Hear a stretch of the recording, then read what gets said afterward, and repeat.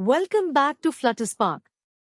Today we build a fully working calculator app in Flutter. You can add, subtract, multiply, and divide, and it looks like a real phone calculator. The best part is we need zero extra packages. Everything comes from Flutter itself. Create a new project with Flutter create calc_app and open lib/main. We will build this in 3 parts. First, the layout, a display on top and a grid of buttons below. Then the button widgets with nice styling. Finally, the logic that makes the math actually work. By the end, you will understand how to structure any calculator or keypad style app. Let us start. Every calculator has 2 areas. The expression, which is everything the user typed, and the result, which is the current answer. We store both as strings in the state class. The display widget shows the result in a large font, around 64 pixels, right aligned like a real calculator. Above it, a smaller line shows the full expression so the user can see what they typed. Right alignment is important because numbers grow from the right, just like on your phone. We add some padding so the text never touches the screen edges. For long numbers, we will limit the result to about 12 characters so the display never overflows. This keeps the layout stable no matter what the user types. For the buttons, we use grid_view.count with 4 columns. This is the simplest way to make a perfect grid where every button is exactly the same size.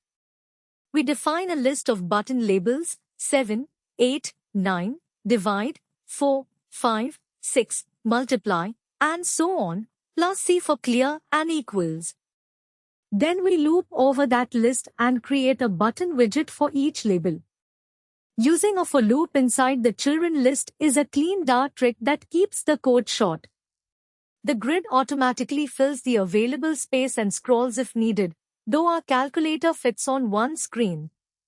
Wrap the whole column layout in a safe area so buttons stay away from notches and gesture areas. Now let us make those buttons look good. A calculator button needs to look pressable. We build each button with a material widget and an inkwell inside it. Material gives the button a color and rounded corners, and inkwell provides the ripple animation when the user taps. We color the number buttons dark gray and the operator buttons orange, exactly like the iOS calculator. The equals button can be a different color, like green, so it stands out. Each button is wrapped in a small padding and its text is centered with a bold font.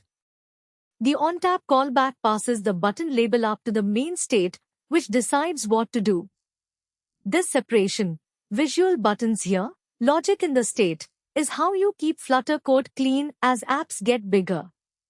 Now the fun part, the actual math logic. Now the logic. When the user taps a digit, we simply append it to the expression string.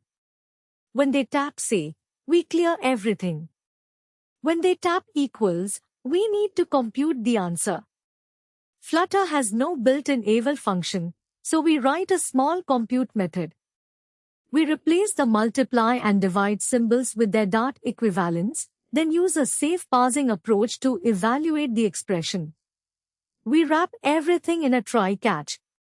If the user types something invalid, like 2 operators in a row, we show the word error instead of crashing. This is a key lesson. Real apps must never crash, no matter what the user does. We also prevent the expression from starting with an operator and prevent double operators by checking the last character before appending. Small guards like these make the app feel solid.